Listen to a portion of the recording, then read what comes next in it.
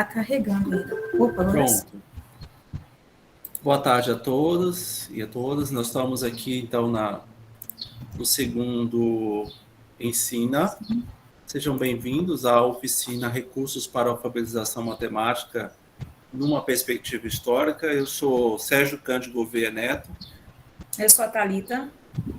Só a Thalita. Só a Thalita. Eu posso apresentar os senhores ou vocês preferem se apresentar? Pode apresentar, Flávia. Pode. Fique à vontade. Meia suspeita para fazer isso, né? E que responsabilidade também. Com muita alegria de estar aqui hoje e apresentar essa palestra sobre os recursos para a alfabetização matemática sob uma perspectiva histórica. E a professora Thalita, ela doutora, deixa eu puxar aqui o histórico da professora, que é fantástico. Puxando aqui. Travou aqui um pouquinho o computador, tanta emoção que travou. Destrava um pouquinho aqui. Esse é o problema de fazer ao vivo. Cheio, nossa. Mas aí vai destravando, deixa eu puxar aqui. Professora doutora Thalita Groma de Gouveia, graduação em licenciatura plena em matemática pela Faculdade Integrada de Ariquemes, AFIAR, em 2011, e graduação também em pedagogia pela Faculdade Educacional da Lapa, em 2020, especialista em metodologia e didática do ensino superior pela Faculdade Integrada de Ariquemes, 2011, é mestre em educação pelo programa de pós-graduação em educação da Universidade Paulista, Júlio de Mesquita Filho, a Unesp, em 2016, é doutora em educação pelo programa de pós-graduação em educação da Universidade Estadual Paulista Júlio Mesquita, a Unesp, em 2019, é professora adjunta na Fundação Universidade Federal de Rondônia, UNIR, no campus de Vilhena e também no campus de Rolim de Moura. Os principais temas na área de atuação que a professora trabalha é matemática, história da formação docente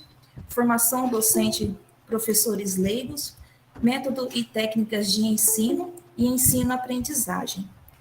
Professor Dr. Sérgio Cândido Gouveia Neto é licenciado em matemática na Universidade Federal de Rondônia, UNIR, 2002, mestre em ciências e energia nuclear na agricultura na Universidade de São Paulo, em 2006, doutor em matemática na Universidade Estadual Paulista, Unesp, em Rio Claro, em 2015, pós-doutorado em educação matemática, é professor adjunto na Universidade UNIR, no campus de Vilhena e campus de Rolim de Moura. Tem os principais temas de atuação história da educação matemática, história da matemática, formação docente, culturas, saberes e práticas e diversidades da Amazônia. Então, com muita alegria que estamos aqui hoje, nesse momento, hoje à tarde, para poder assistir e prestigiar essa palestra. Bom, vamos então começar, né? Obrigado, Flávia, pela apresentação. Sejam bem-vindos, né, novamente. Essa oficina, ela tem uma dinâmica que a gente começa hoje, né? A gente dá um intervalo de terça-feira e retornamos na quarta-feira. Por que nós pensamos na oficina em duas partes, né? Em duas partes com esse intervalo, né? Porque tem uma parte que ela é uma parte prática, então que vocês vão construir o material também, né? E aí a ideia é que na quarta-feira, então, vocês tragam esse material construído, né? Nós vamos passar um videozinho depois para vocês sobre a construção, né? A professora Thalita gravou esses vídeos, tá disponível o link, passo, né, o passo a passo, como fazer, né? Uhum. E a gente vai disponibilizar, então, para vocês fazerem isso amanhã e retornar na quarta-feira, tá bom? Esse material para a gente conseguir executar, né? Isso. Então, a ideia da oficina, ela surgiu já um tempo atrás, nós já realizamos essa oficina lá na Unesp, né? Então, inclusive na oportunidade, nós já temos um artigo que nós escrevemos sobre a oficina, né? Com essa visão de como é que essa questão da alfabetização matemática, né? Então, qual a ideia disso? A gente vai trabalhar coisa que talvez já não se trabalha mais hoje em dia, né? Por isso que é uma perspectiva histórica. Essa ideia da perspectiva histórica É de resgate mesmo, né? é desse resgate, desse olhar, né, para o passado, porque a primeira coisa que quando nós olhamos para o passado, é condená-lo, né? Ou, às vezes, de uma outra ponta, romantizá-lo, né? Dizer que ele é muito lindo, e algumas coisas nós simplesmente condenamos, né? E na educação tem muito isso. Às vezes, práticas do passado, nós olhamos elas com, né, um olhar um pouco assim, não, isso é coisa velha, isso não serve mais, né? Então, a gente vai discutir um pouco uma perspectiva histórica, tá, de como se fazia alfabetizava, né, em termos de alfabetização matemática. E são recursos também que, por mais que eles tenham um cunho histórico, eles são aplicáveis e são eficientes no ensino de matemática atual, principalmente quando você parte de uma perspectiva concreta, né? Que é uma das normativas que está vindo da BNCC agora, uma indicação, né? Que tem essa coisa mais prática, né? Essas atividades mais práticas. Isso. Então, a gente vai falar um pouco de alguns pontos, né, que ainda está em discussão, né, algumas teorias, por exemplo, as teorias de Piaget, que ainda está por aí, né, está nas escolas, está presente nas escolas, tá? Vamos falar, então, também do movimento da matemática moderna, que foi um movimento da década de 60, 70, tá bom? E como é que esse movimento, ele, de certa forma, produziu, né, algumas coisas dentro da área da educação, algumas práticas, e essas práticas ainda estão, algumas presentes, outras não. Tá? Então, a gente vai falar desses materiais, tá bom? Dessa perspectiva. Aí, como eu falei para vocês, né, então tem esses dois momentos. Então, a ideia é trabalhar um pouco de recursos, uma coisa mais prática. Isso em sala de aula, quando a gente está em curso presencial, uma oficina presencial, nós tivemos que adaptar, né? Como é que nós vamos fazer isso numa situação de pandemia, né? Como é que a gente pode pegar essa ideia aqui, dessa oficina, e transportar isso para um recurso mais tecnológico, tá? Então, eu estou falando para eles, né, sobre a questão dos recursos, sobre essa questão da transportar isso, né, para uma coisa de pandemia, época de pandemia. Não posso falar mais? Pode dar continuidade. Vou interferindo aqui conforme você vai falando. Fica falando. Pode.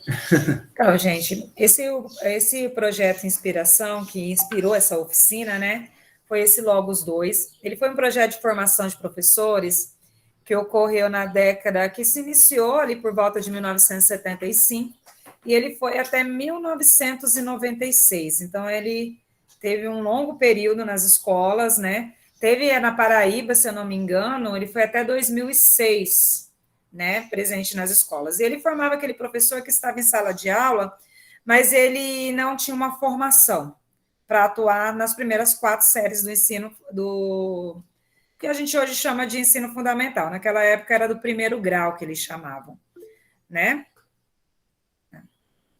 Eu vou ler a Flávia aqui. Gente, a Flávia colocou a lista ali no chat, tá? Para quem estiver participando poder assinar.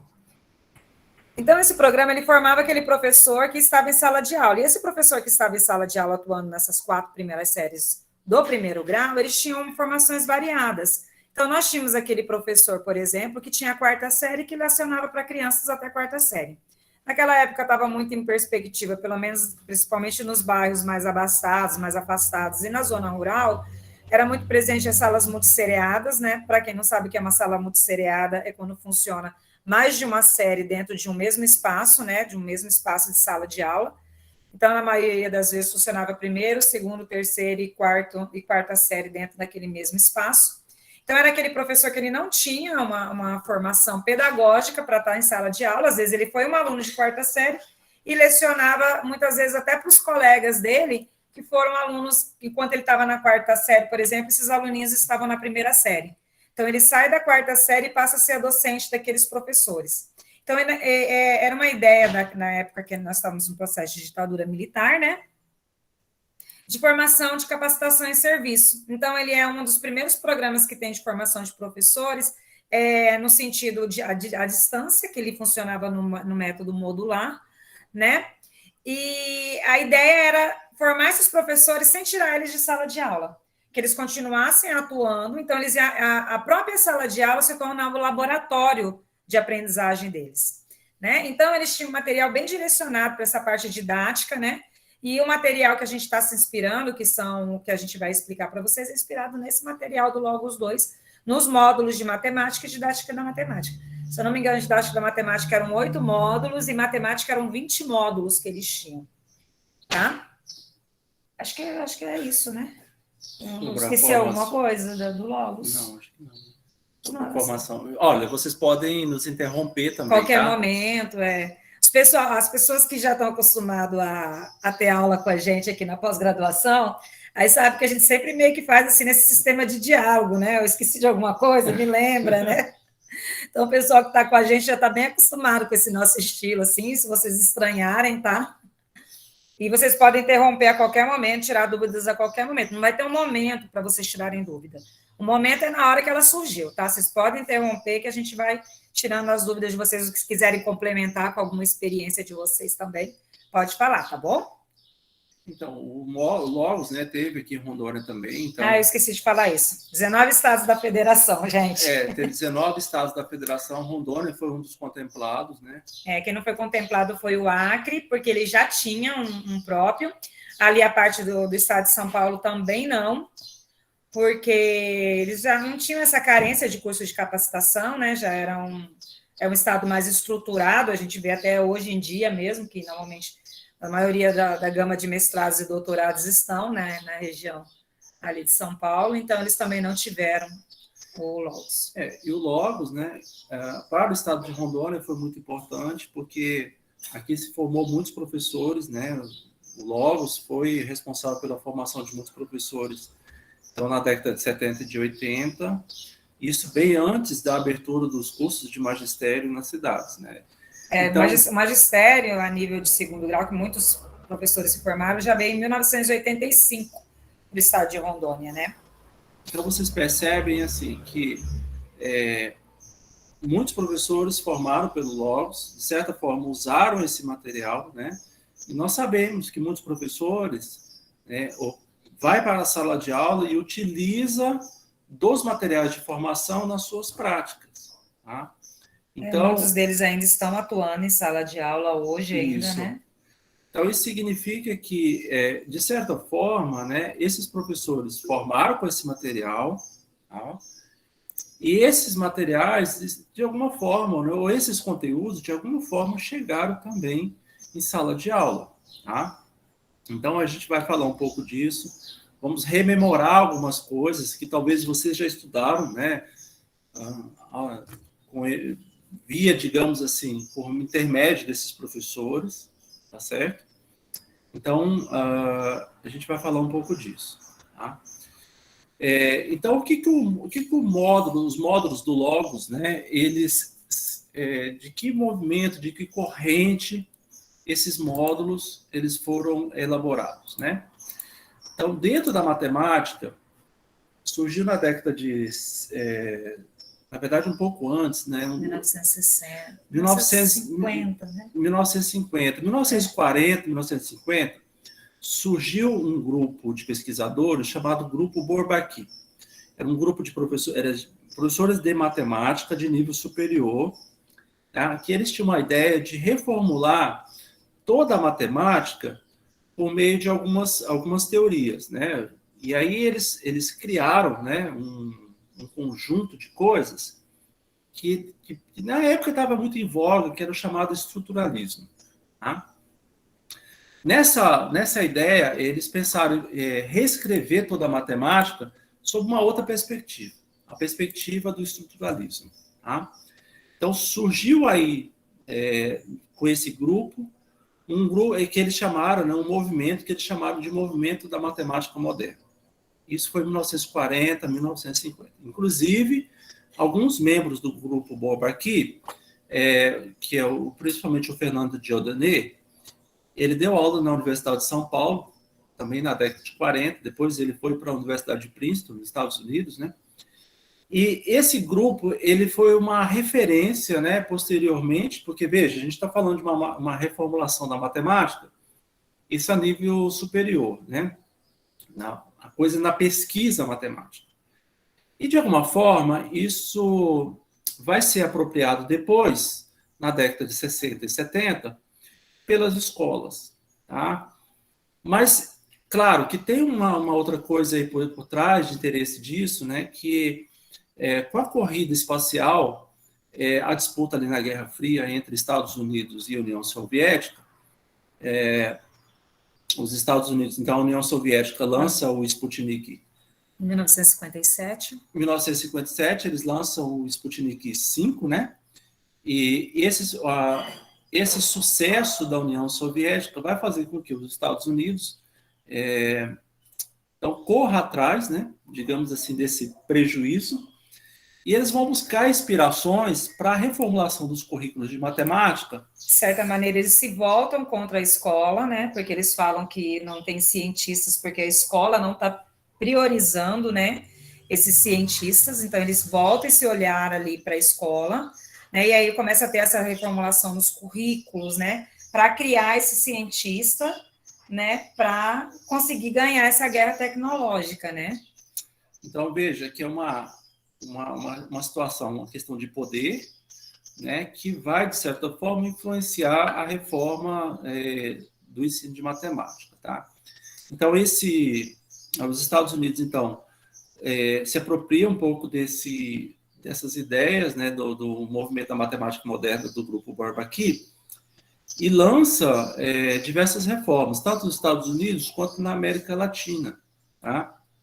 No Brasil, nós temos grupos de professores que vão para lá, para os Estados Unidos, para fazer cursos de capacitação. Tá? Então, a gente tem um grupo, principalmente na Unicamp, coordenado pelo professor...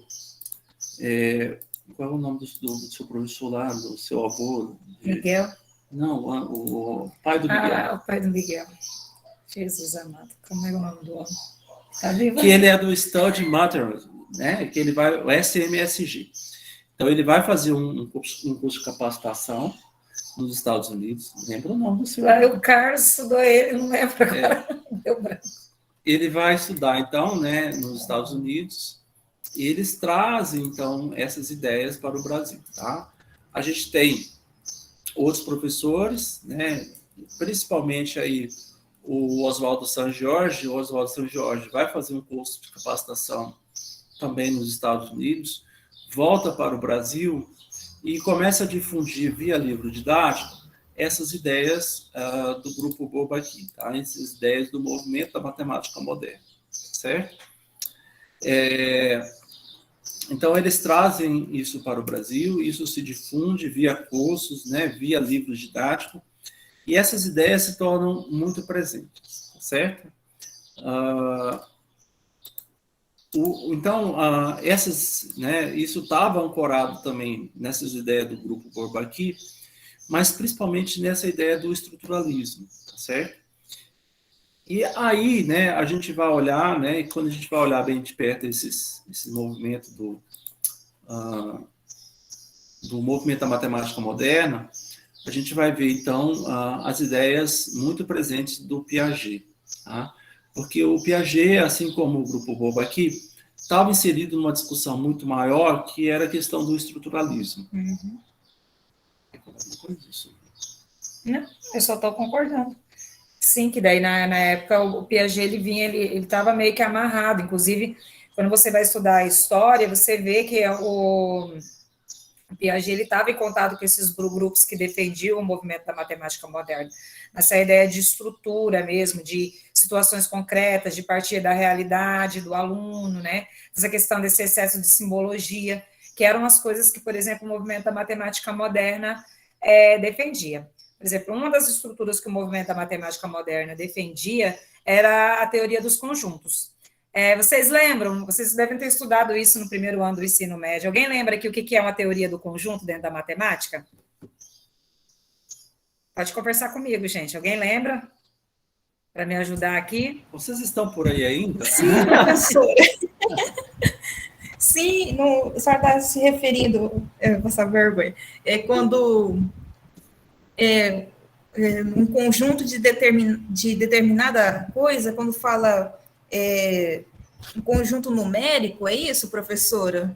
Isso. Ó, como eu sei que vocês têm formação variadas aqui no nosso grupo, nós estamos já com 40 pessoas, eu vou ser bem didática para explicar para vocês o que é uma teoria dos conjuntos, tá?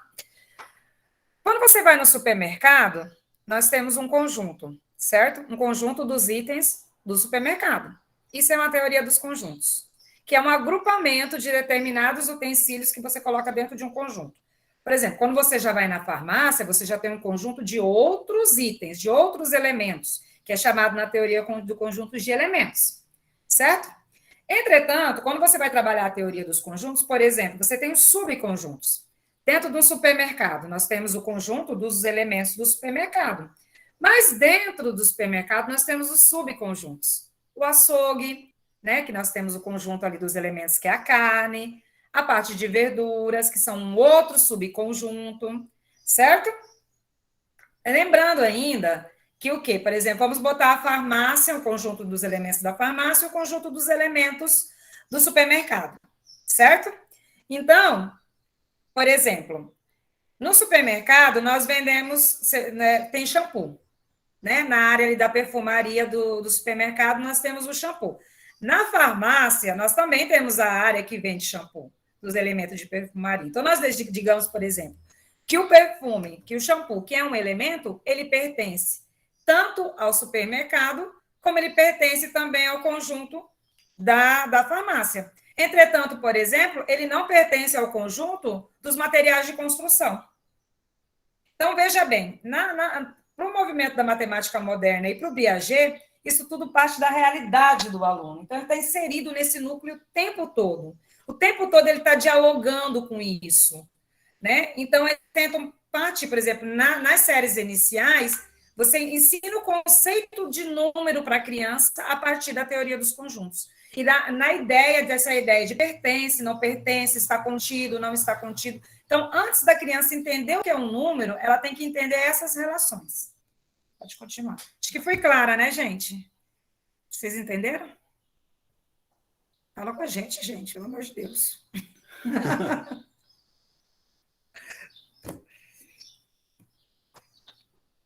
Obrigada, gente. Tá bom, obrigado. Eu fiquei com medo de passar vergonha, então não falei.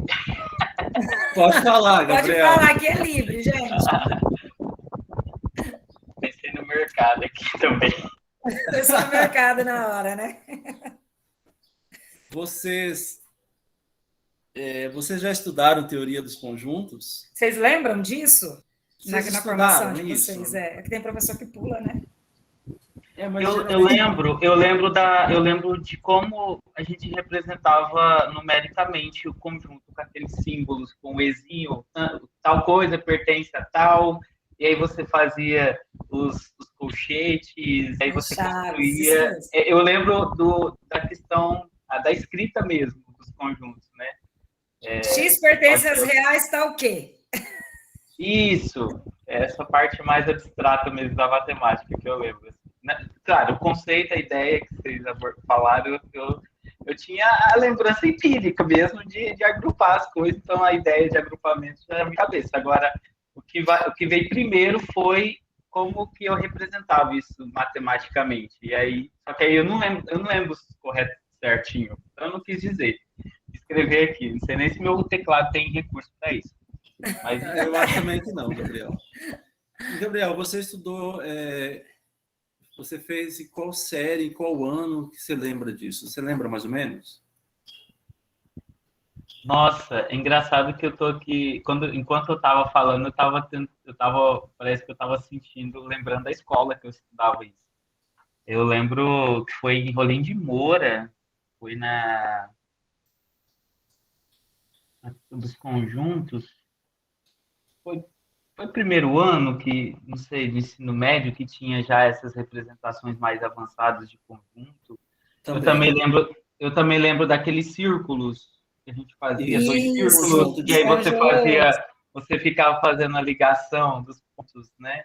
Isso. Que daí já os conjuntos domínio, conjunto imagem, depois vem as intersecções dos conjuntos, né? Eu lembro até do professor, que inclusive é pai da minha amiga. Então,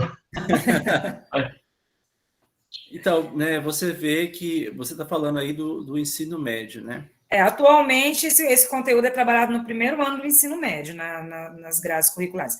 Mas nessa época que a gente está tratando, ele era trazido na primeira série. Já no primeiro ano. No primeiro aninho dos bebezinhos. Que a gente chama de bebezinho hoje, né? A gente tem uma moça de 6 anos aqui, é bebezinha ainda. Então, você vê, né, que essa ideia, ela não vai estar presente só no ensino médio, ela então vai permear todo o ensino de matemática de todos os níveis, de todos os anos. Edilene, já no primeiro ano, né? Então, eu lembro, por exemplo, que eu estudei já no primeiro ano o conjunto dos números naturais. E eu contava 0, 1, 2, 3. Esses são os elementos, né? Então, vocês notam que não são os números. Você não chama isso de número, não chamava isso de número. Eram elementos do conjunto dos números naturais. Então, tinha esse movimento da matemática moderna trouxe toda uma linguagem para a sala de aula e uma linguagem também carregada por meio, como a Thalita falou, dos símbolos. De símbolos, com muita simbologia, né? Deixa eu tentar escrever aqui um para vocês, ó. X, nossa, acho que não tem. X pertence ao conjunto, união, tal que... X é maior que... X é maior que 3. E menor ou igual. Ou, né, e X é... Eu estou escrevendo aqui mais ou menos, para vocês notarem, né?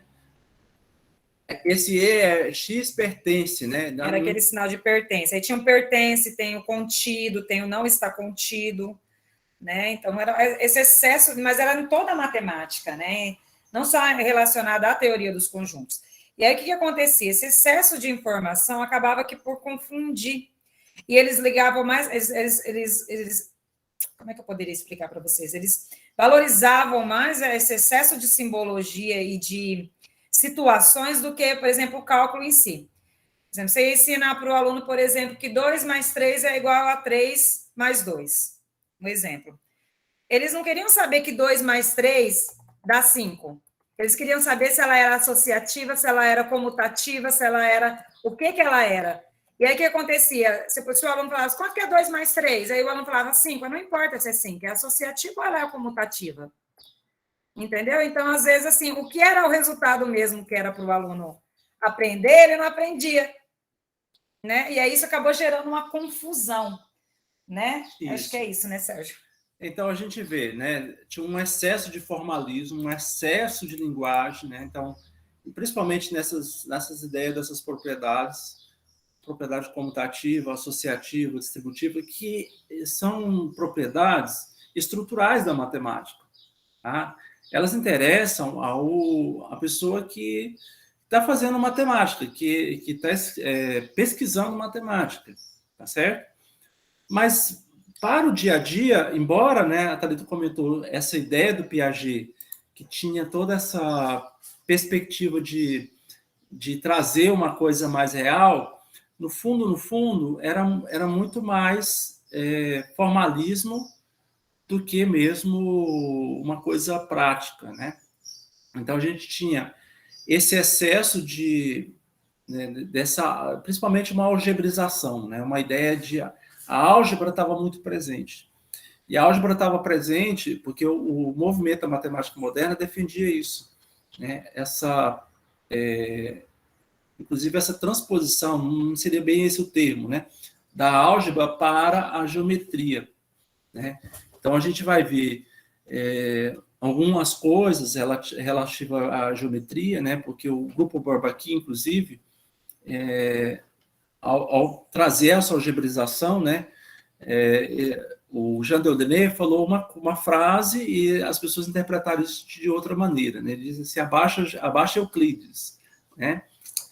Que era uma ideia de abandonar mesmo a geometria. Então, você vai ver que os livros didáticos, né, de matemática, principalmente dessa época, a geometria passa a ficar, ou figurar, né, no final dos livros. E aí as pessoas... E a gente sabe que o professor, na sua prática, né, no seu dia a dia, ele dificilmente, às vezes, consegue chegar no final de um livro didático, tá certo? Então, o que você vai ver muitas vezes nesse período, né, após esse período? Muita coisa de aritmética, muita coisa de álgebra e pouca coisa de geometria, tá certo? Então, e esse excesso, né, mesmo as propriedades das coisas que estavam relacionadas à geometria, você ia ver isso como uma forma, como a Thalita falou, de conjuntos. Né? A conjunto, o que é uma reta? Um conjunto de pontos. A definição de uma reta era um conjunto de pontos. Tá? Um plano, um conjunto de um conjunto de 3 pontos, conjunto de 3 pontos que formam um plano. Tá? Então, essa ideia de conjuntos, ela vai permear todo, né, a estrutura curricular de todas as séries. De todas as séries. Tá? Então, o que o Thalita falou, conjunto vai ensinar coisas a gente vai ver aqui, né, coisa de alfabetização, conjunto das letras, conjunto disso, conjunto daquilo. Conjunto das vogais, conjunto das consoantes. Até na hora de você alfabetizar, por exemplo, na linguagem, né, na parte da pedagógica ali mesmo, do letramento da criança, ele era trabalhado por meio dessa ideia das estruturas e dos conjuntos. Né? Mas veja que, né, além dos conjuntos, né, teve outras coisas também, que é as chamadas noções topológicas. Na matemática, né, a topologia é um ramo, então, da matemática, da análise, que vai estudar principalmente essa questão de vizinhança, de um ponto, de alguma coisa, né? E isso ainda está presente no ensino fundamental, no ensino das crianças. A gente não percebe, né? Outro dia a professora mandou uma atividade para a nossa filha, e a atividade era assim, era ver qual era, tinha dado um círculo, e aí dentro próximo desse círculo, era para estudar a vizinhança do círculo. Né? O que estava próximo e o que estava mais longe, o que estava dentro, o que estava fora. E aí eu olhei para a Thalita e falei, Thalita, essa é uma noção topológica, porque isso é resto do movimento da matemática moderna. Né? Então, porque às vezes nós entramos em sala de aula e nós não questionamos de onde vêm as coisas. Nós recebemos aquele ensino, nós aceitamos ele, nós não questionamos de onde vem isso. Tá certo? Então, quando a gente olha para o movimento da matemática moderna, a gente vai ver ainda hoje muita coisa. Oi, Gabriel. Então, eu estou lembrando, eu trabalhei em São Francisco com 5º anos. Eu tinha 3 turmas de 5º ano, eu trabalhava só matemática com eles. E aí eu estou tentando identificar aqui na minha prática, na época, essa presença dos conjuntos quando eu ia trabalhar com a geometria, né? Principalmente a geometria espacial com eles. Uhum. E aí, como a gente era condicionado, de certa forma, pelo livro didático, até porque um pouco dessas discussões eu nem tinha noção, né? Essa perspectiva histórica mesmo. E aí eu vi que a gente trabalhava, né? Então, ia falar dos sólidos, aí ia falar dos redondos, né? Das características que aproximavam esses elementos como uma forma organizativa para eles entenderem um pouco disso. os elementos comuns que aproximavam eles para fazer parte de um grupo. Né? Então, na prática, na minha prática, né, eu percebo que eu fazia isso. Beleza, vamos fazer uma análise comparativa do que eles têm em comum e dizer o que eles são, já que eles têm esses elementos em comum. Né? Então, aí eu estou só contando um relato para ver se tem a ver com essa questão da presença dos conjuntos ainda na geometria. Como uma forma didática mesmo deles tentarem fazer essas associações, né, do que de comum tem, e como que eu posso definir esses elementos em comum, que nome que eu dou a isso. Né? Eu acho que a própria ideia de você usar elementos é uma concepção de conjuntos. De conjuntos. Quando você chama, está presente até na sua fala agora. Quando você falou de elementos, eu falei, nossa, a teoria dos conjuntos lá na própria fala dele agora, né? Então, mas isso não é intencional. Eu não sei. Não é, mas já tá, sei lá, naturalizada, né? Onde é que naturalizou. E assim, a ideia mesmo de você separar, de reunir, de agrupar, né, de ordenar, é também a concepção no movimento matemático classificar, moderno. Né? Classificar, né, essas classificações. E aí, assim, não é que isso seja ruim, né? E é necessário, né? Também é necessário. Tá? Só que era dado uma ênfase muito forte, muito precoce, talvez, nisso, né? Porque né, nós vivemos num mundo que você precisa classificar, você precisa seriar, você precisa ordenar, né? Não é uma concepção matemática, né? Esses dias eu estava conversando com um aluno na pós-graduação e ele falando, o movimento matemático não foi muito ruim, né? Então, assim, de fato, ele teve algumas coisas, trouxe algumas coisas para o ensino, que, né, como a gente comentou, a gente tem essa ideia de que foi muito ruim. Mas teve outras coisas boas também. Teve, né, principalmente esses conhecimentos, muitos conhecimentos são muito úteis, principalmente no mundo que nós vivemos hoje, né? Esse mundo mais tecnológico, porque, querendo ou não, né, nós usamos muito essas concepções quando nós estamos trabalhando com as áreas tecnológicas, tá?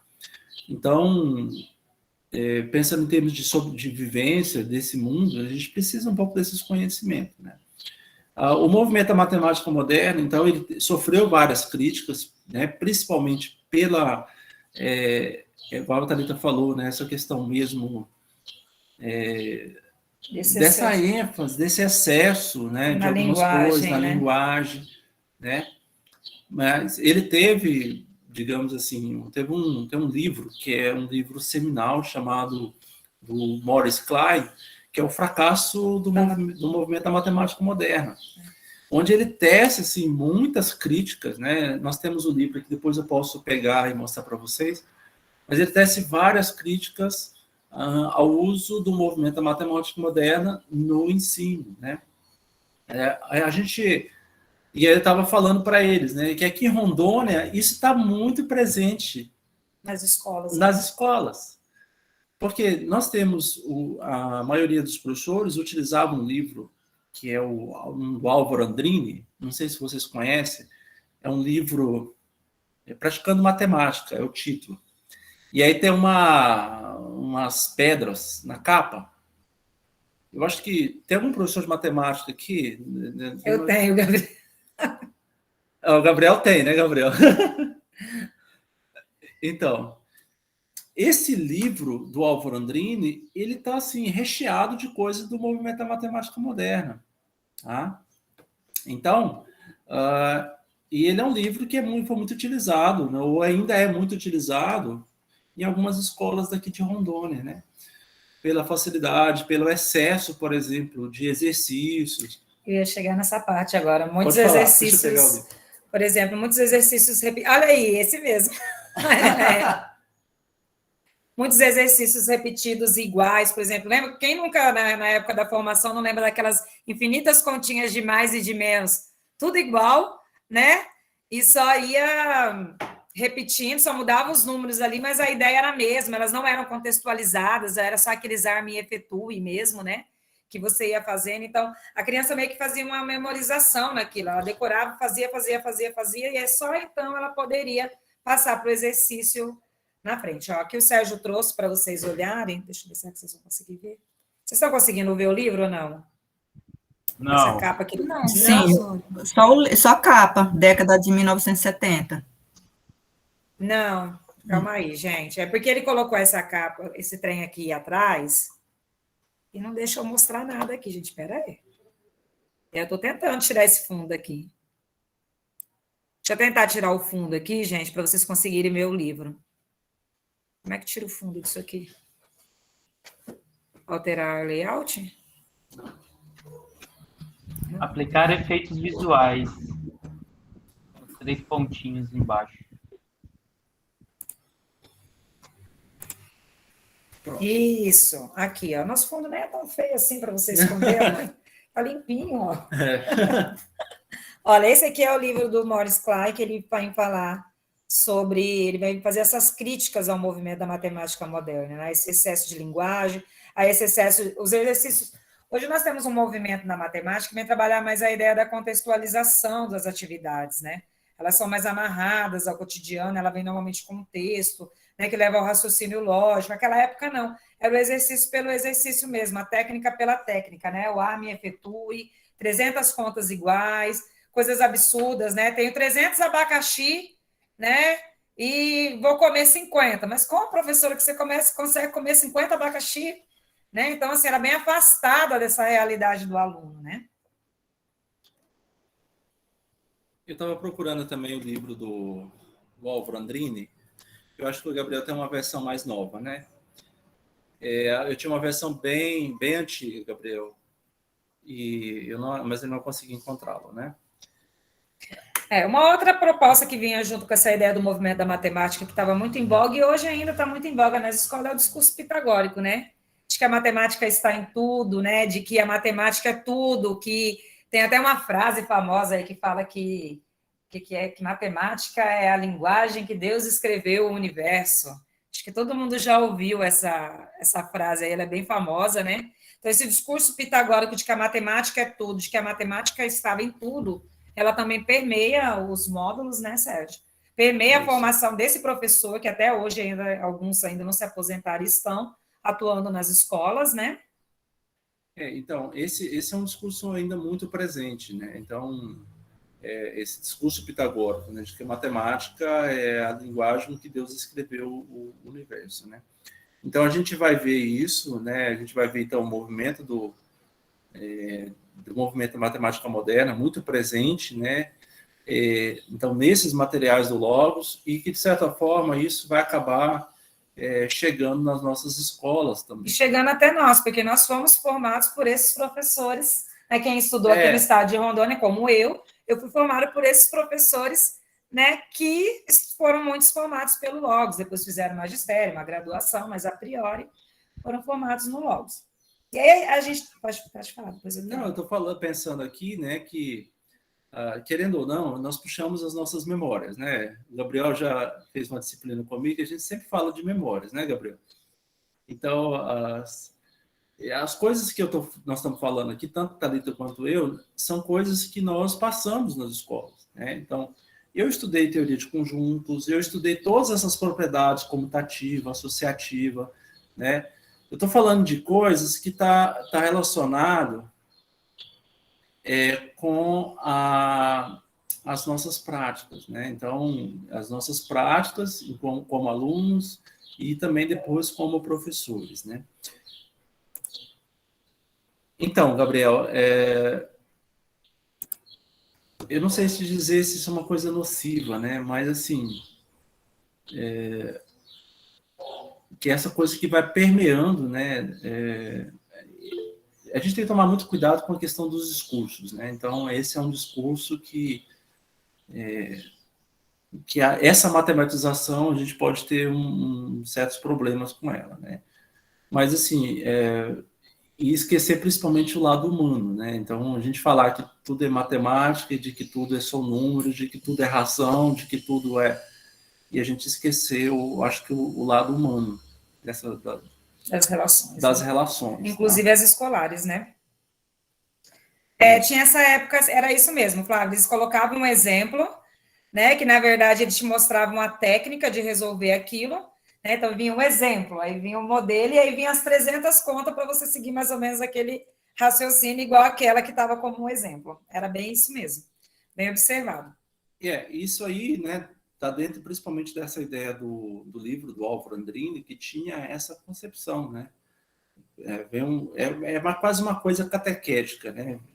Vem o primeiro, depois o conceito, exemplo, e depois a lista de exercícios, né? E essa lista de exercícios é quase que infindável, né, infinitas com o siga o exemplo, né? Siga o modelo, né? E tinha isso mesmo no livro dele.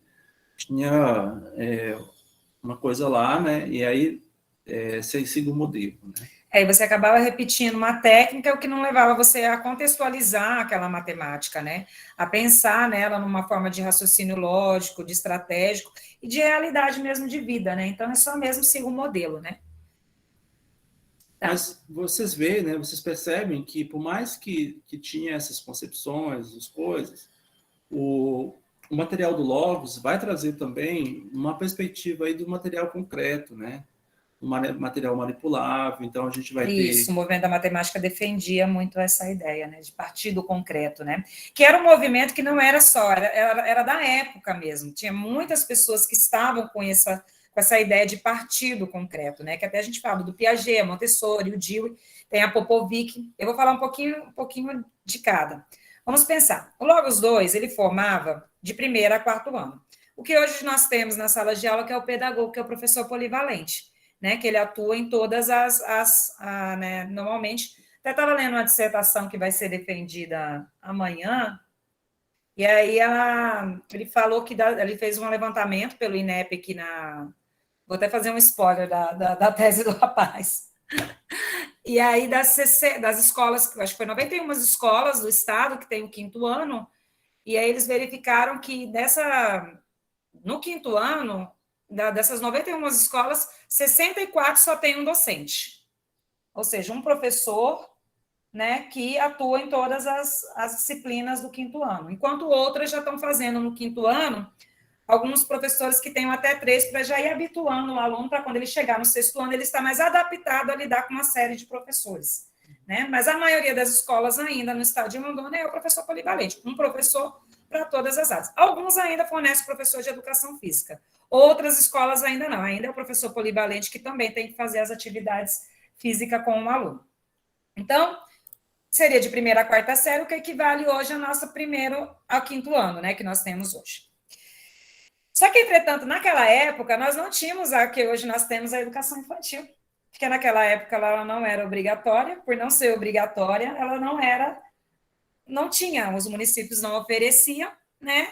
E aí não tinha. Então, essa criança que chegava aos 7 anos na escola, ela não sabia pegar no lápis, né? Então, o que o Logos 2 ele tinha chamado os módulos de cursos preparatórios?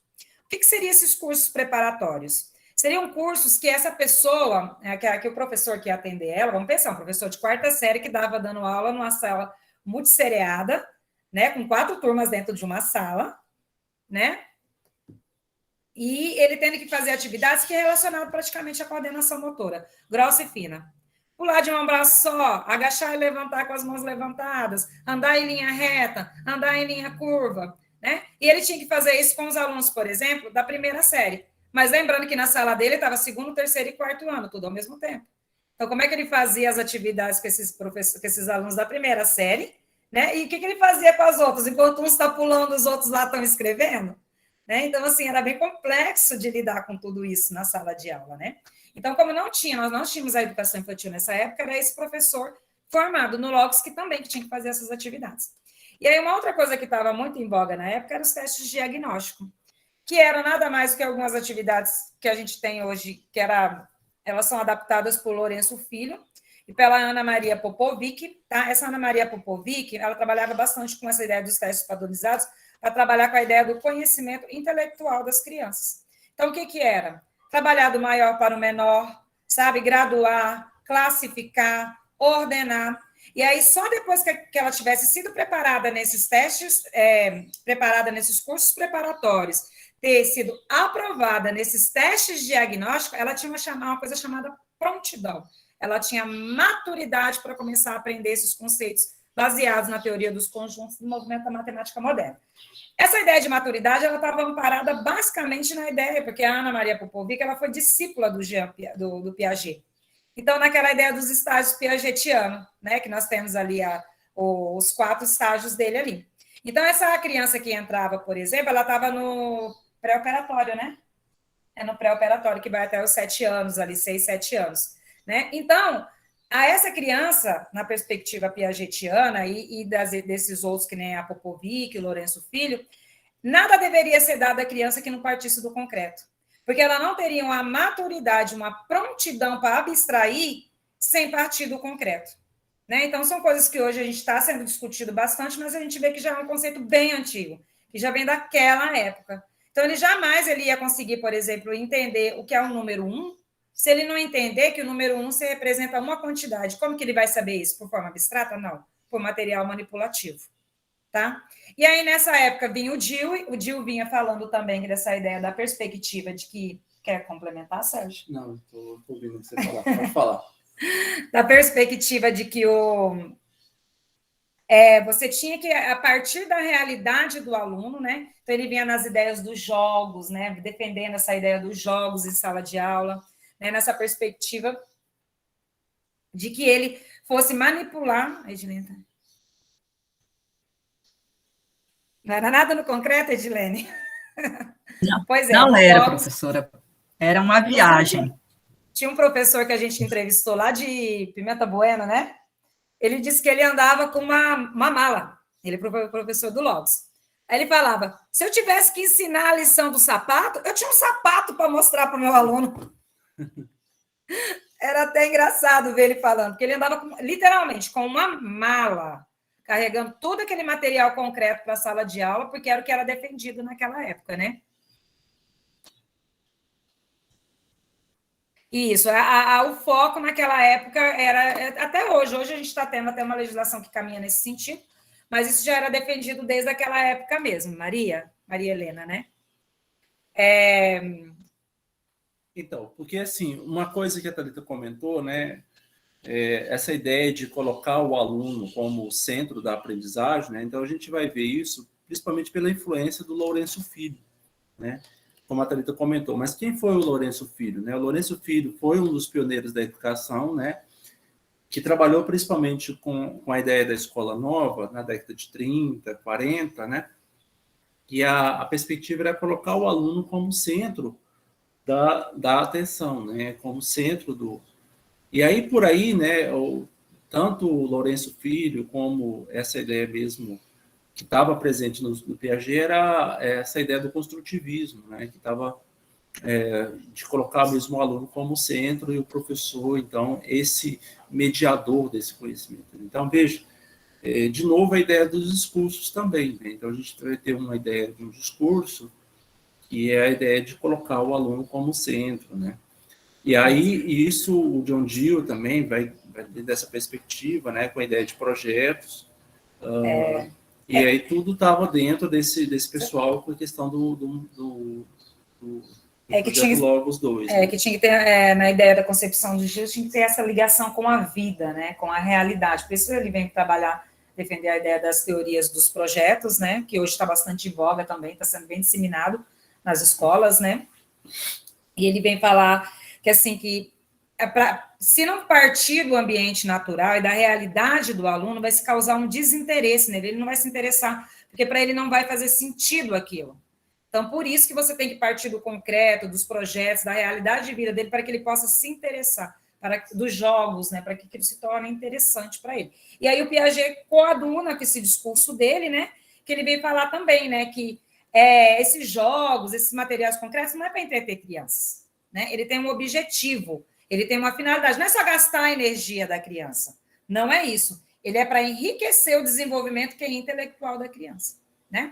Porque daí a gente tem aqueles marcos dos estágios do Piaget, e a gente pensa que aquilo é amarrado, ele é estático. Mas o próprio Piaget, nos discursos dele, ele vem falar que isso é flexível, né? Porque existe uma crítica muito grande a esses estágios, porque eles vêm falar, e se a criança não for estimulada? Não, ele vem falar também que, dependendo do ambiente social, né, ou do ambiente que ele é estimulado, esses níveis do qual ele coloca, ele pode ter antecipado ou acelerado. O que não acontece é esses estágios mudarem de ordem, né? Por exemplo, ter o estágio 3 primeiro do estágio 1, e você não pula esses estágios, né? Mas a questão da idade ali, ela é flexível. Ela pode acontecer um pouco antes ou um pouco depois. Aí isso varia de acordo com cada criança, né? E os estímulos que ela recebe do ambiente do qual ela está.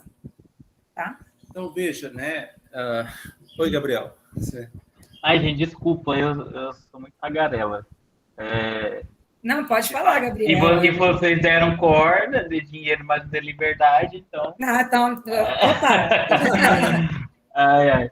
Então, a gente tá no grupo de estudo aqui, desenvolvendo uns estudos sobre a teoria desenvolvimental, a didática desenvolvimental da Vygotsky, que a gente estuda Leontiev, Davido.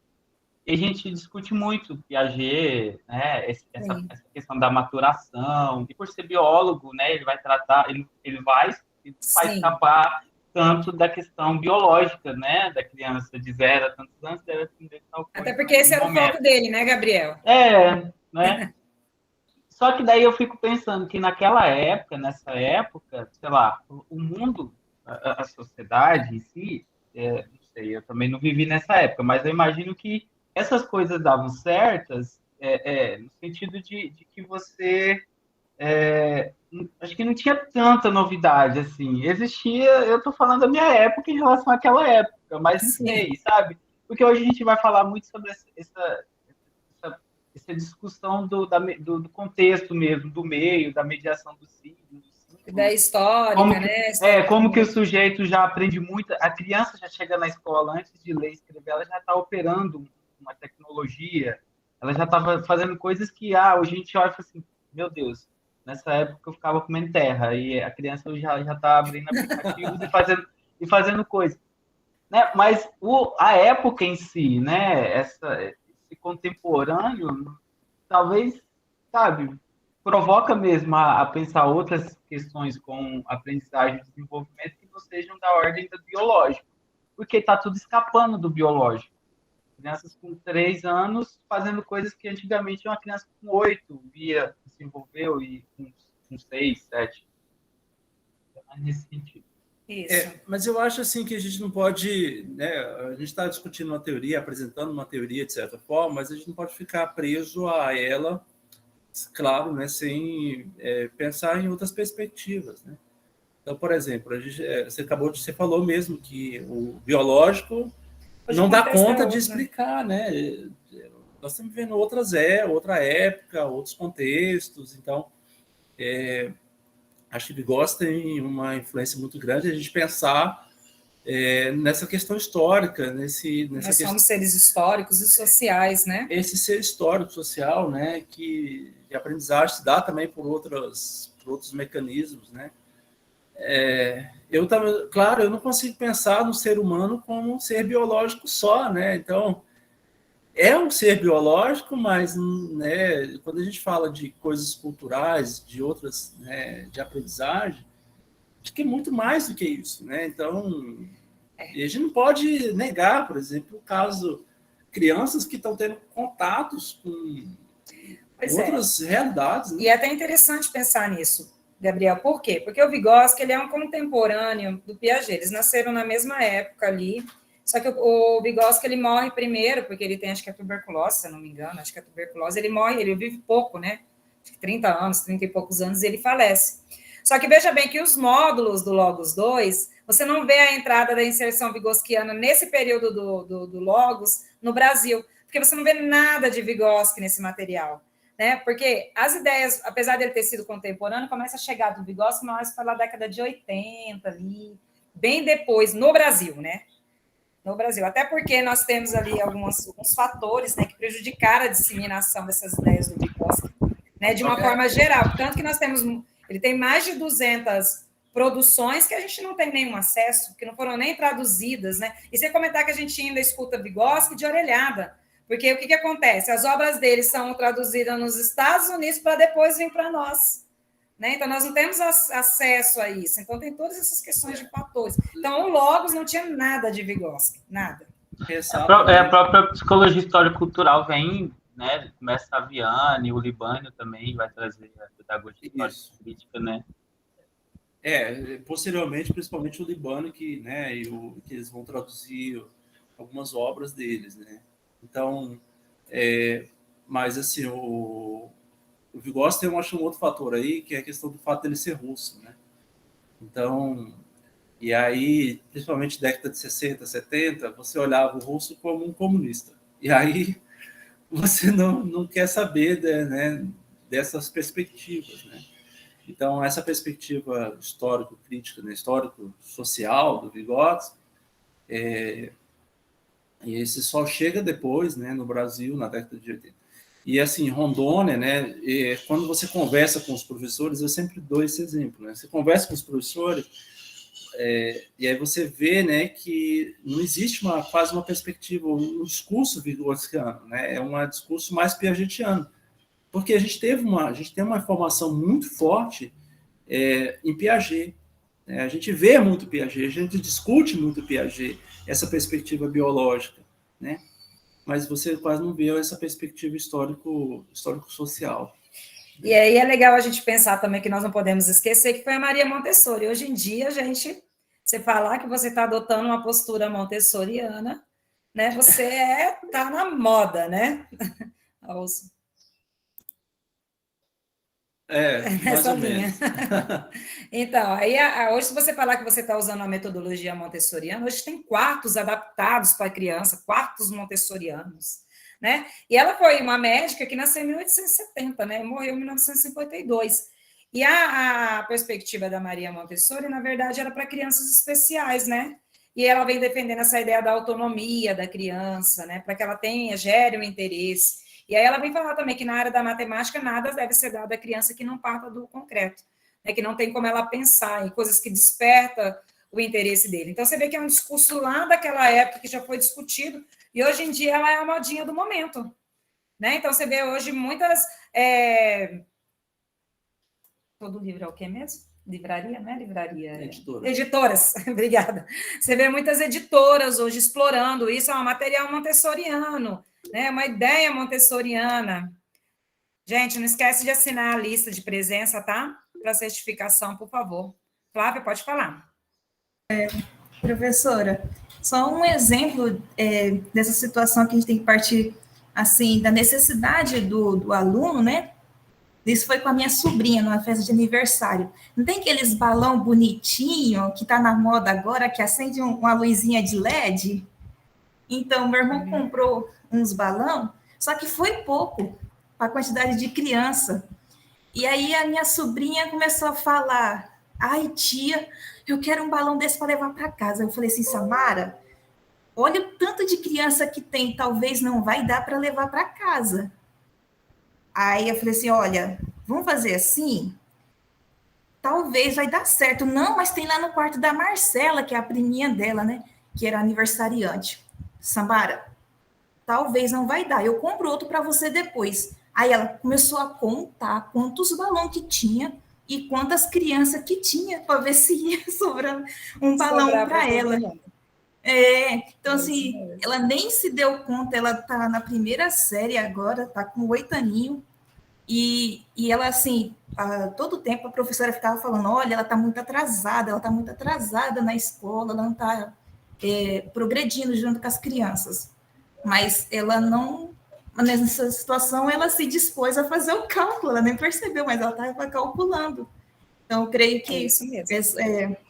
A criança, assim, ela, a partir assim, da necessidade dela, né, de querer saber se ia ter um balão para ela foi contar os balões. Então, acho que e aí, realmente, assim, na base desse contexto, né, Flávia, vocês percebem que esses discursos estavam todos alinhados, né? O movimento da matemática moderna, a ideia de estruturalismo do Piaget, essa ideia do partido concreto, da Montessori, do Dill, que estava tudo fundamentado, de uma certa maneira, no Carl Roger. O que o Carl Roger coloca? O aluno como centro do processo, né? Então, ele vem falar que o aluno ele é o foco, ele é um terapeuta, né? E aí ele vem defender essa ideia da autonomia do aluno, né? Que tem que partir daquilo que interessa para o aluno, que nada mais é o que o John Dewey falava, que era que tinha que partir da realidade dele, né? Que está bem em voga hoje, né? Hoje vocês podem ver que a BNCC ela vem toda contemplando nessa ideia, né? Partir da realidade do aluno, partir do interesse dele, vamos trabalhar na metodologias de projeto. Então, quando a gente vê isso, você percebe, isso mesmo, Gabriel, prática utilitária, você percebe que já é um discurso que está vindo desde a década de 20, né? Então, eu digo sempre, né? Eu tenho uma discussão aqui com a Thalita de que muita coisa que está presente na educação hoje, né? Ou algumas ideias, por exemplo, desculpe, né? Sala de aula invertida, gamificação, que mais? Temas geradores. Metodologia, as chamadas metodologias ativas, né? Eu coloco sempre que a gente tem que tomar muito cuidado com os termos que nós usamos. Que pode parecer que às vezes tem uma certa novidade no ar, e que, no fundo, nós estamos usando coisas que, por exemplo, a ideia de projetos é uma concepção de Dewey, de Dewey. 1920. Essa ideia de colocar o aluno de 1920, tá entendendo? Então, o aluno como centro do processo é Carl Roger, já não lembro mais a data. Centro do processo, né? De década de 60, de década de 70. Uma concepção do Roger, que o Carl Roger não era, né, ele trabalhava, era um psicólogo, ele era terapeuta e colocava o paciente como centro desse processo de terapêutico cura, dele, né? Como maior interessado nesse processo, né? E aí, né, esse conceito é um conceito que então vai ser transposto depois para a educação, né? E aí essa ideia do aluno como centro das atenções, isso não estava presente já desde a escola nova. Uma concepção desde a escola nova. Então, quando a pessoa, por exemplo, coloca tudo nesse cesto, né, de, isso é uma metodologia ativa. E aí eu sempre pergunto para a pessoa, o que você está entendendo por metodologia ativa? O que isso tem de novo, o que isso tem de novidade em termos dessa concepção, né? Então, assim, as pessoas colocam muito isso, e aí eu sempre fico com o pé atrás, né? Porque quando a gente olha para a história da educação, a gente vai ver essas concepções em outros momentos, em outras coisas, né? Então, como a Thalita falou, a BNCC está defendendo muita coisa que está relacionada à década de 70. Então, a gente olha aqui e fala, peraí, né? Então, essas concepções são concepções antigas, o que isso tem de novidade nisso? Né? Vamos agora avançar. O Gabriel. Então, sim, exatamente. Na época, sim. Porque, de fato, né, Gabriel, se a gente olhar, todo mundo pensa em educação, né? O economista que sabe tudo sobre escola, se você vê, né, é o médico que sabe muito sobre a escola, mas nunca pergunta ao professor que conhece a escola, que está ali no dia a dia da escola. Mas, por exemplo, a gente pegar, por exemplo, a Montessori, em nenhum momento eles falam que isso é para a escola. Somos nós que vamos lá e se apropriamos disso e trazemos para a escola. Ela, em nenhum momento ela falou, isso aí é para lá para a escola. Não, meus pacientes, é o tipo de intervenção. Aí os educadores vão lá, acham que é eficaz e traz isso para a escola. Né? O Carl Roger também, né? Ele vem falar isso para os terapias dele, né? A ideia mesmo dos currículos, né? Um currículo numa perspectiva do Fordismo, né? A gente vê uma ideia que é usada para a indústria, para a fábrica, para a fábrica, né? E que é depois tem um curriculista americano que ele pega essas concepções, né? Esqueci o nome dele agora, mas ele vai lá e pega isso e adapta para a escola, pensar na escola como uma indústria. Os alunos como meios de produção, né? Você coloca, então você vai montando. Que é quando surge, é até interessante, porque é nessa época que surge o supervisor escolar. A ideia do supervisor... Até então não tinha supervisor escolar, ele surge nessa época. Do supervisor para avaliar se essa linha de produção ela saiu dentro com qualidade. Assim. E se o docente, enquanto técnico, está executando as atividades da forma como é prevista no material que é fornecido a ele, né? Então, você vê até as próprias ideias de disciplinas, né, como partes que você vai preenchendo, né, o aluno, né? Então, é um pouco de física, um pouquinho de matemática, e aí um professor disso, alguém especialista de química que chega lá e coloca uma pecinha de química e aí você vai ter um sujeito que passa por essa linha de produção, né, da escola como uma linha de produção. Então, dentro dessa perspectiva sempre, né, da educação que vai buscar em outras coisas, na medicina, na administração, coisas para se pensar a escola. Vamos, então, agora para o material? Vamos. Gente, então agora a gente veio na proposta, a gente só contextualizou para vocês saberem de onde que está vindo a nossa inspiração, de onde que está surgindo esse material, tá?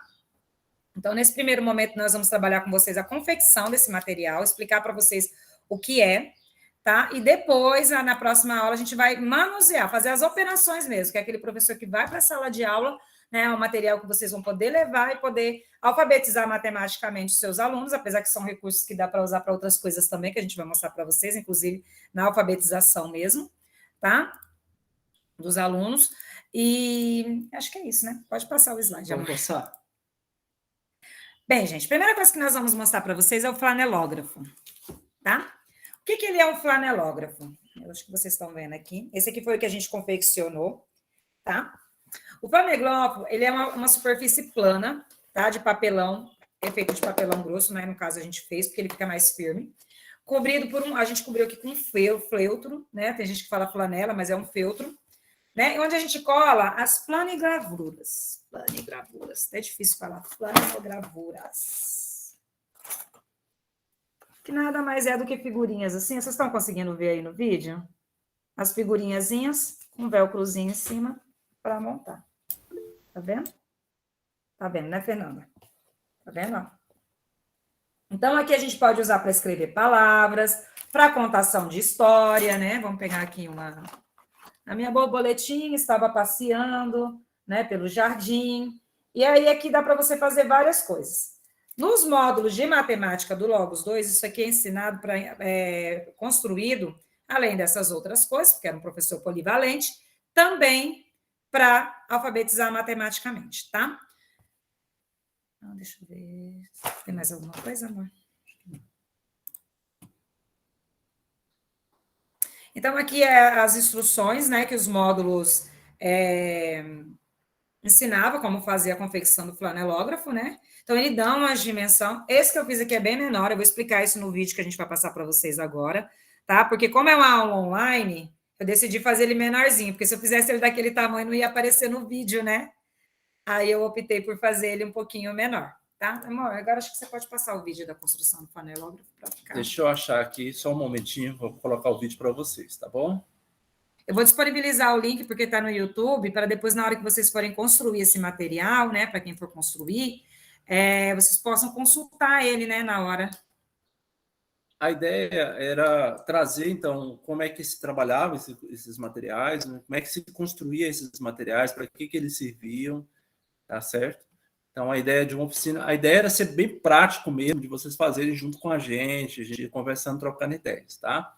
Mas, em função da pandemia, nós tivemos que adaptar isso, tá bom? Só um momento. Deixa eu achar o link aqui. A internet não colabora muito.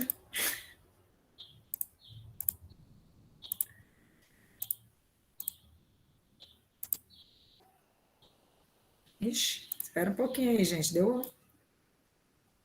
Não vai rolar, não. Vai sim.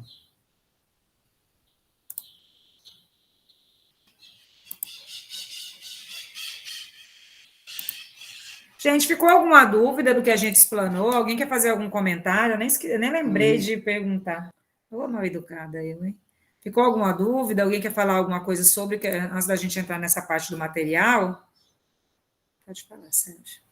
Pode ir.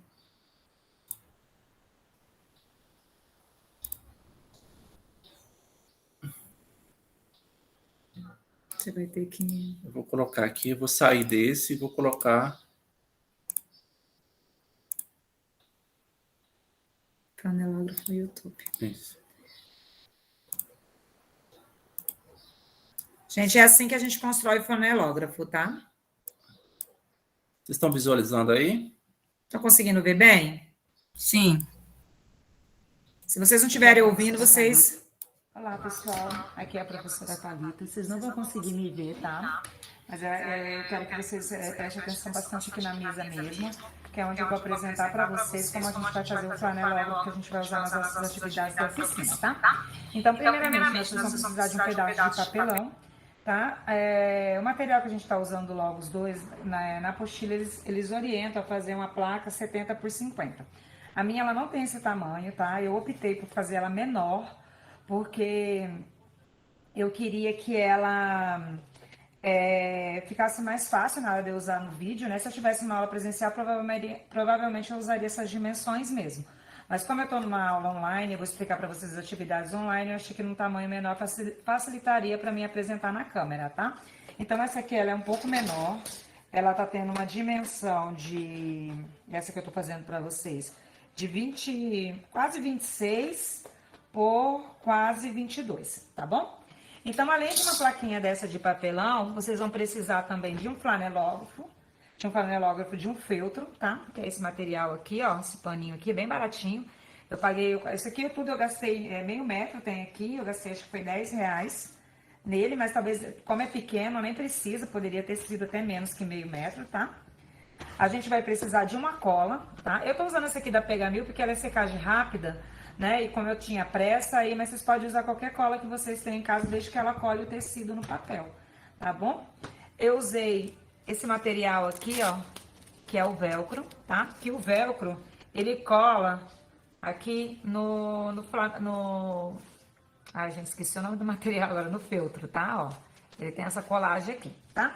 EVA de diversas cores. Eu peguei restos, vocês podem ver que é restos, né, ó. Peguei restos mesmo, do qual a gente vai construir as figuras, como essa minha estrela aqui, que tá bem desconstruída, essa estrela, né? E aí nós vamos pegar o quê? Um pedacinho desse aqui de velcro, ó. Tá vendo essa parte aqui que gruda, não a parte que vai ser grudada, né? A parte que gruda. E vamos colar aqui atrás da estrelinha, tá vendo, ó? Aqui atrás da estrelinha, essa estrelinha, depois de colado, vai colar aqui, ó, no velcro, no feltro, tá vendo que vai estar no nosso já arrumadinho aqui no nosso papelão, né, pra gente conseguir fazer as atividades que a gente vai trabalhar com vocês, tá? Então, a primeira coisa, o que vocês vão ter que fazer? Vocês vão ter que pegar, cortar o papelão no tamanho que vocês desejarem, né, que nem eu te falei, na apostila a indicação é uma 50 por 70, tá, pra ser utilizado em sala de aula. E aí nós vamos pegar o pano, tá vendo? E vamos encapar esse papelão aqui, ó, colando, tá? Vamos passar a colinha aqui e vamos colar isso aqui no papelão para que ele fique todo revestido aqui com o papel, tá? Já eu volto para vocês já com ele revestido. Então, pessoal, eu já voltei, tá? Com o flanelógrafo agora encapado. Veja que ela encapa ele de forma simples, né? Só cuidar para ficar bem esticadinho aqui o feltro, né? Então, ó, bem bonitinho, tá? Que nem encapa caderno, sem segredo nenhum, tá? E aí aqui eu já fiz vários moldezinhos, ó, de números, de imagens, tá vendo? De figuras, tá vendo? Eu não sou muito talentosa para estrelas, né? Vocês já perceberam. Tentei fazer uma bola aqui também, tá? Flores, tá? Então, vários bichinhos, pode ser casa, pode ser pato, pode ser maçãs, pode ser laranjas, tá? Pode ser figuras geométricas, pode ser letras, tá? Também funciona bem. Então, assim, são várias figuras. O que a gente faz? A gente confecciona ela no EVA. Essas aqui são prontas. Era da minha filha, eu fui lá e peguei com ela, nas coisinhas delas ali. E aí vocês vão colar o velcro, ó, aqui atrás, um pedacinho bem pequenininho. Eu comprei meio metro, mas vai sobrar um monte. Dessa parte aqui, ó, que é a parte que gruda, tá? Ó, não a parte fofinha, a outra parte, que é a que vai grudar. Nós vamos trabalhar aqui, ó, grudando, tá vendo? No feltro aqui, as nossas figuras que a gente montou, tá? Então, é assim que a gente faz o flanelógrafo. E as figurazinhas, né, que vão ser grudadas no flanelógrafo. Então, a minha dica para vocês é fazerem alguns números, né, pra gente poder trabalhar com eles, pelo menos até 5. Se vocês conseguirem algumas letras do alfabeto, mas é mais para exemplos, tá? E algumas imagens, tá? Então, por exemplo, pelo menos 5 imagens iguais de um, né? Que é, por exemplo, o número 5 que a gente vai estar trabalhando, tá? 4 imagens iguais de outro, tá? Para vocês poderem entender como é que funciona o processo. Então, é isso. E aí, qualquer dúvida, vocês perguntam pra gente, tá bom? Como eu falei para vocês, né, a ideia aqui é da gente fazer, digamos, essa preparação já para o próximo encontro, né? Então, esse vídeo vai ser disponibilizado depois para vocês. Você Tá pode bom? colocar o link já ali para eles, que quem quiser já pode salvar, né? Coloca ali no chat. Vou colocar no chat aqui para vocês, tá bom? Para vocês salvarem aí. Porque daí a gente vai manusear esse material aqui na próxima aula. Os exercícios vão ser trabalhados nele, tá? Um dos recursos. Esse é o primeiro recurso. E aí tem um segundo, que é o... Volta lá nos slides. Ah, desculpa. Aqui, vamos lá. Então, esse é o flanelógrafo, né? Que nós queremos que vocês construam ele também, tá bom? Vê que é tudo com material bem de fácil acesso, né? E tudo baratinho. Eu comprei meio metro, gente, mas eu acho que eu usei, sei lá, sobrou tudo. Tá. Outra coisa, gente, que a gente vai confeccionar é o quadro de pregas, tá? O quadro de pregas, ele é utilizado, como vocês estão vendo aí no exemplo, tá vendo?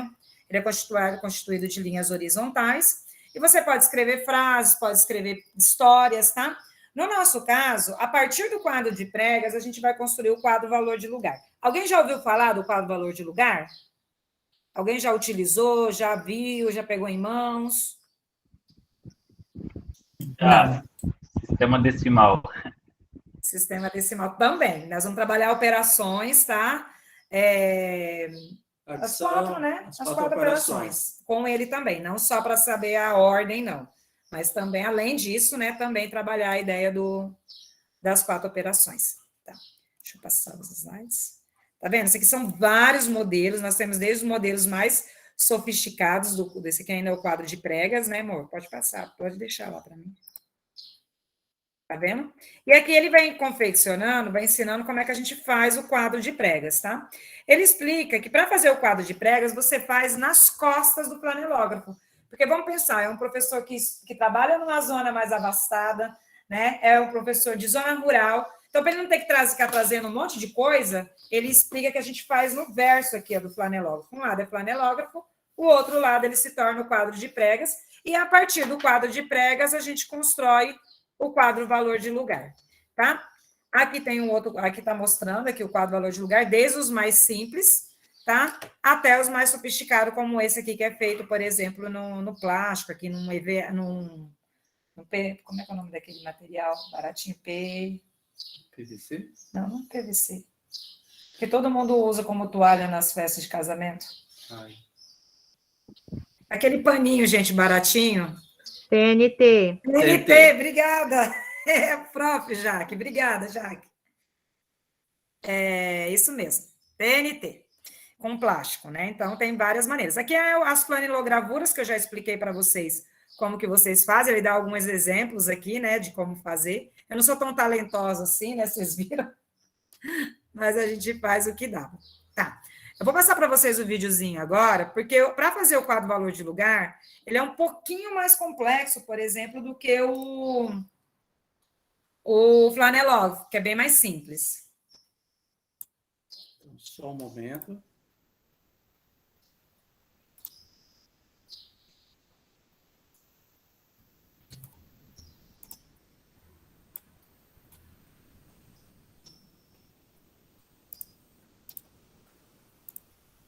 Está carregando, viu, gente?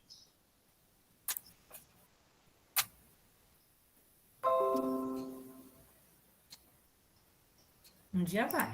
Uma hora vai.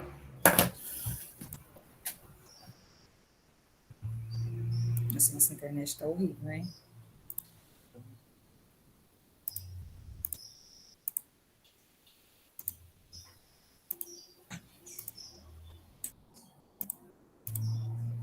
Está desligando tudo aqui para ver se pausa e vai de novo. Ver se...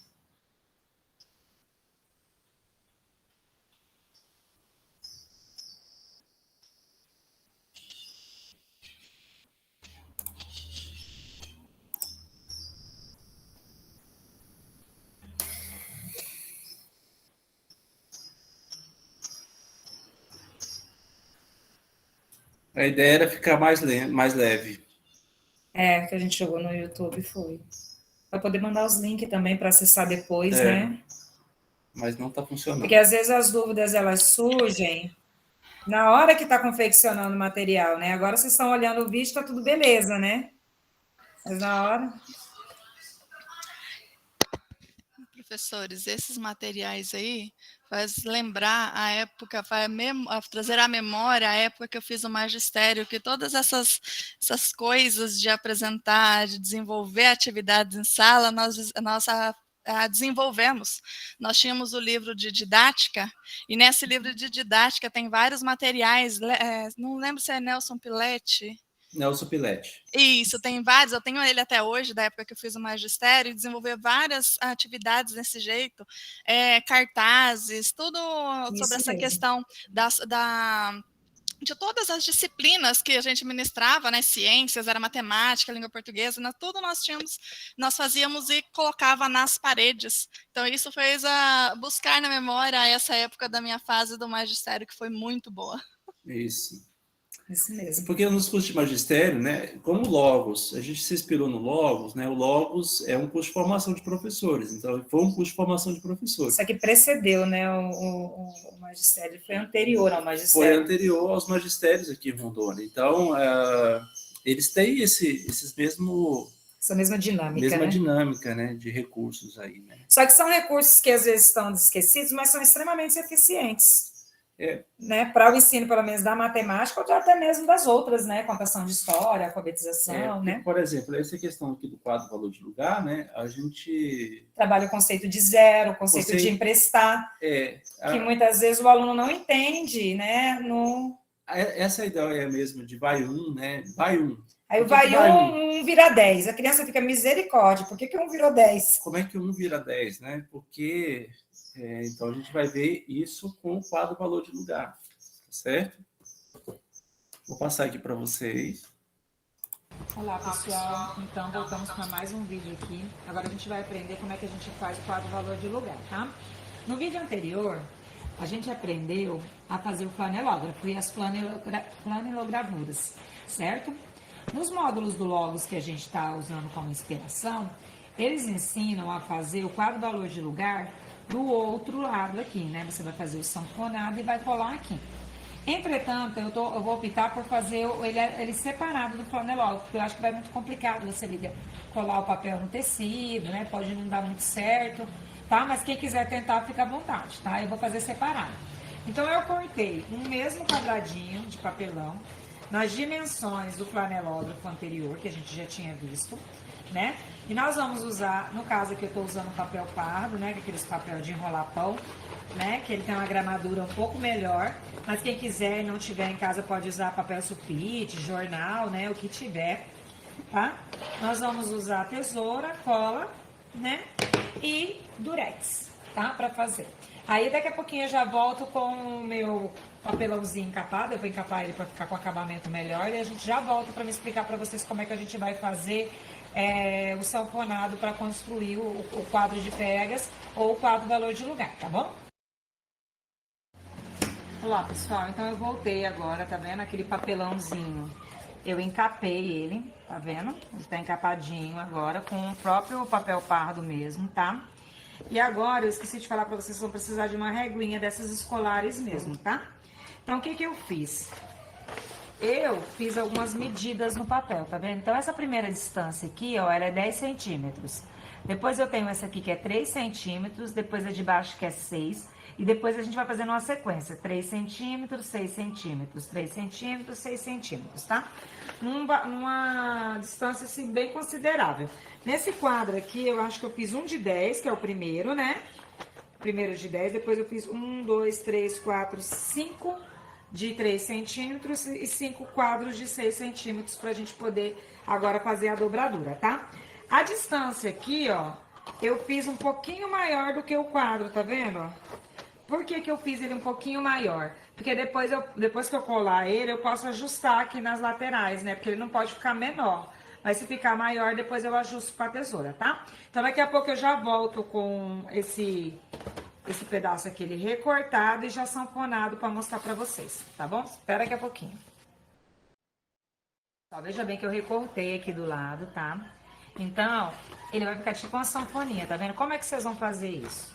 Vocês vão dobrar, vão vincar, ó, onde tá todos esses risquinhos. Então, primeiro 3 centímetros. E aí, na hora de dobrar isso aqui, ó, vamos ver se eu vou conseguir mostrar pra vocês. O que que acontece? Vocês vão virar ela, vamos botar aqui, vocês vão virar ela, ó, pra cima, ó.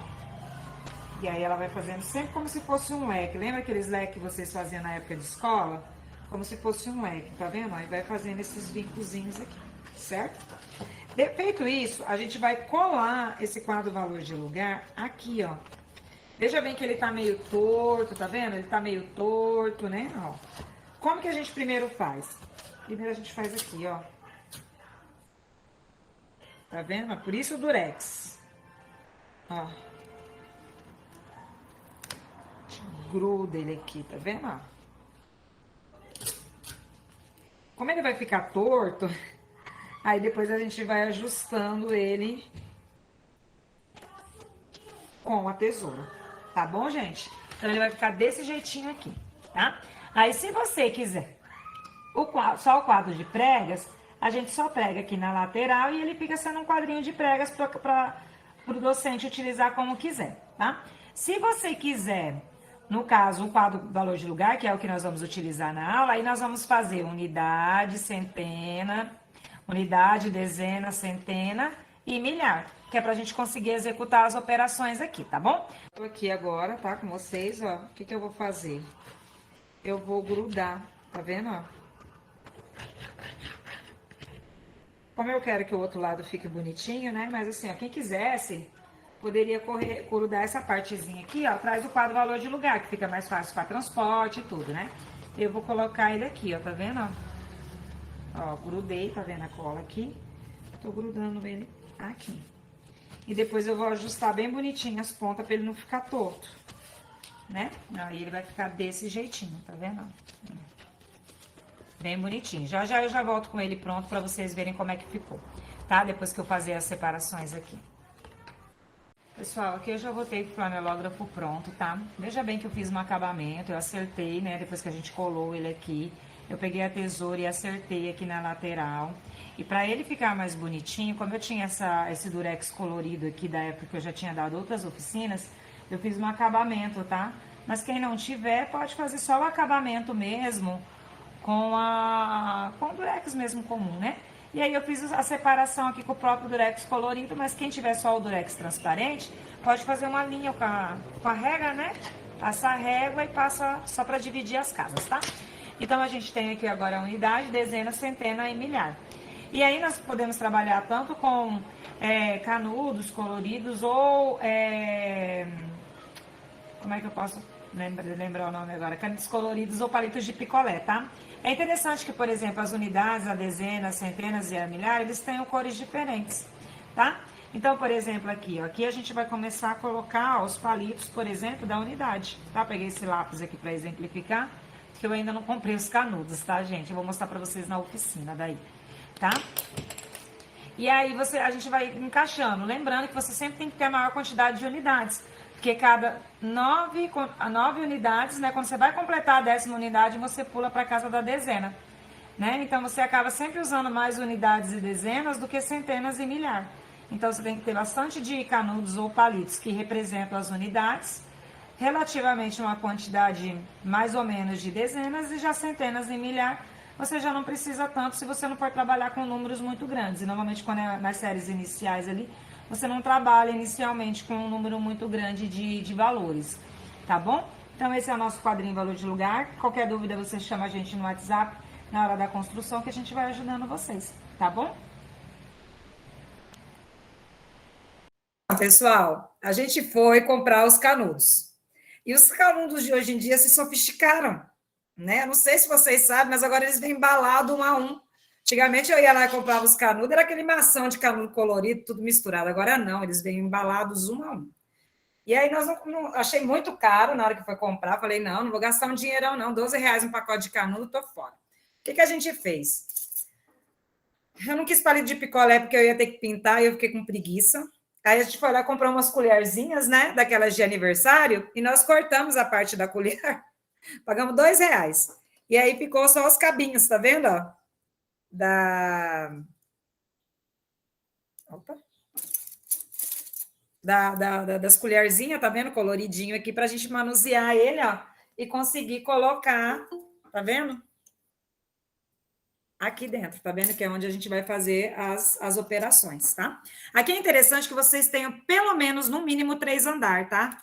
Porque, por exemplo, quando a gente for trabalhar as operações, você coloca uma etapa aqui, outra etapa aqui, e sai o resultado na terceira etapa de baixo, tá? Nós vamos explicar isso mais detalhadamente no próximo encontro, então seria interessante para a gente tornar a aula mais prática que vocês conseguissem construir esse material, até por isso que a gente deu esse tempo, né, de segunda para quarta, né, para que vocês conseguissem, porque vai ficar muito mais interessante, vocês vão entender muito melhor o processo, vocês executando essas operações, do que só a gente apresentando como é que faz aqui. Né? Nós já demos essa oficina, já é a segunda vez que nós estamos replicando, e quando a gente deu ela lá na Unesp de São Paulo, o nosso grupo era predominantemente pedagogas, né? Incrível, era uma oficina de... Era na educação, né? Era na educação. Era, e elas achavam muito interessante, porque elas falaram, nossa, e é engraçado que elas são as professoras polivalentes que vão trabalhar com essas séries, né? E eram professoras que já estavam em sala de aula, elas nunca tinham ouvido falar no quadro valor de lugar, e uma das maiores dificuldades que elas apontavam era explicar para o aluno o conceito de zero, como entender que o zero, quando está de um lado do número, ele é zero, não vale nada, e quando ele está do outro lado, ele passa a ter um valor. Né? E uma outra ideia é essa ideia do empresta. Né? Como é que você empresta e quando você empresta, ele passa a ser 10. Você empresta 1, ele vira 10. E com o quadro valor de lugar, a gente consegue explicar esses conceitos de forma muito dinâmica, que fica bem claro para o aluno. Porque assim, a ideia, né, que o aluno pode ter também um quadro desse, né, na sua mesa, digamos assim, e ele pode fazer essas operações inicialmente, né? Empresta, como é que ele vai né? Por exemplo, na adição, como é que ele vai por que ele sobe né? Ele está mudando, na verdade, de posição, o número está mudando de posição, então ele está virando, é um sistema posicional, né? Então ele está mudando de posição e está virando de unidade, está virando dezena, centena, milhares. Que passa a alterar o valor dele, né? Tá. E aí, então, no próximo encontro, nós vamos trabalhar... Com esses 2 materiais, né? E como alfabetizar as crianças com esses materiais, né? Como trabalhar matemática, né? Com esse material, tá certo? Alguma dúvida? Aí, Gilene, ali, o Gabriel quer saber por que você não fez vídeos. É porque eu tô meio que me profissionalizando nessa vida de youtuber. Só tem que começar a remunerar isso agora, né?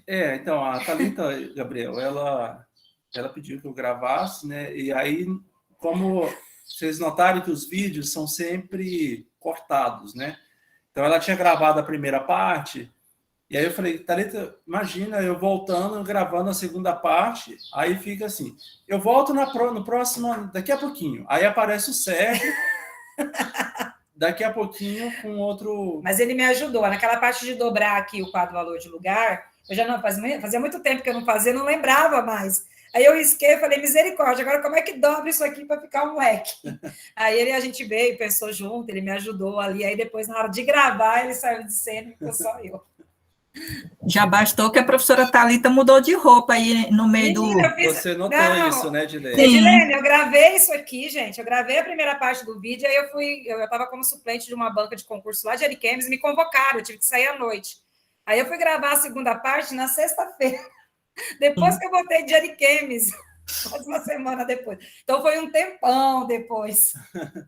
Vocês notam que as unhas dela estavam com cores diferentes também, né? Não sei se vocês notaram isso, tá bom?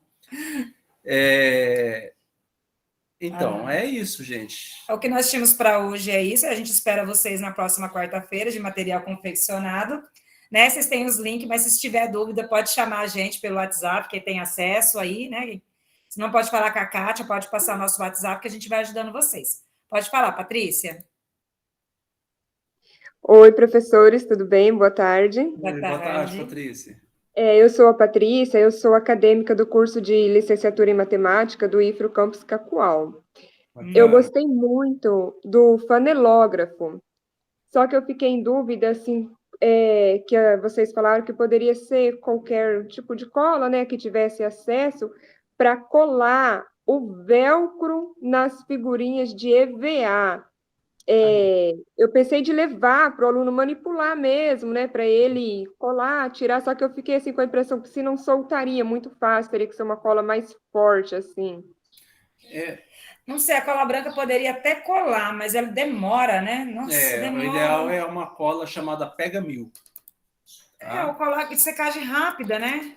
Só que o problema dessas colas para manusear com a criança, para ela fazer, na questão do tóxico, né? Não seria Não para ela fazer, para ela, porque a criança vai colar e colar e tirar colar várias descolar, vezes. Com a Pega Mil, ele rasga, mas não descola. Como que é o nome? Pega Mil. É uma cola de secagem rápida, ela é uma cola universal, ela cola madeira, ela cola... Entendi. Pega Mil. Beleza, então. E ela é rápida, assim. Você colou, esperou um minutinho, ela já pode soltar. Por isso que eu usei ela, porque a cola branca, ela cola, mas você tem que ter uma paciência de joia. Eu não tenho muita paciência. Eu já tentei colar, então, o EVA e tive bastante dificuldade. Eu tentei usar cola quente, então, mas eu não conhecia essa descola, cola. né? Com essa não descola. Ele rasga, mas não descola. Beleza, vou procurar essa aqui, então. Obrigada, gostei muito. Você encontra essas colas, geralmente, em loja de aviamentos, loja de aviamentos. Coisas artesanais. Acho que papelaria é capaz de não achar mesmo. Papelaria, geralmente, você não acha. É coisas artesanais. É para artesanato. É um tipo de cola para artesanato, tá bom? Mas assim, quem tiver... quando eu estou sem tempo... É isso, loja de artes. Isso. Quando eu estou sem tempo, assim, eu estou sem a cola, o que eu faço? Eu faço muitas coisas ao mesmo tempo. Eu passo uma cola, boto um peso, vou fazer outra coisa. E quando está seca, eu volto, passo ao outro lado, colo. Também dá para fazer isso, né? Para quem tiver sem a cola. Você tem que ter um pouquinho mais de paciência, quem tiver sua cola branca escolar em casa mesmo, né? Dá para fazer, mas demora mais. Gente, alguém mais? Alguma dúvida, alguma coisa?